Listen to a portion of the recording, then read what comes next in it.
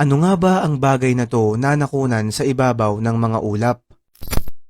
Mga kaibigan, sa isang flight ng Air France noong December 27, 2024 na nakatakdang pumunta sa Berlin mula sa Paris, isa sa mga pasahero ang kumuha ng misteryosong video na to na nagpapakita ng isang bagay na hugis tao sa ibabaw ng mga ulap.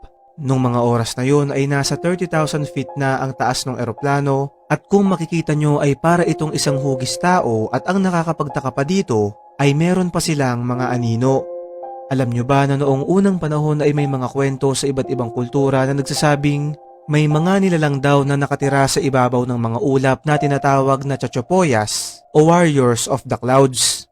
Ayon naman sa ilan, ito raw ay edited lamang at maaari din naman na ito ay isa lang cloud formation na nagmumukha lang isang tao sa ating isip dahil sa tinatawag na pareidolia o yung pangyayari kung saan nakakabuo tayo ng imahe sa isang bagay, halimbawa na lang isang mukha sa ulap, kalsada o pagkain.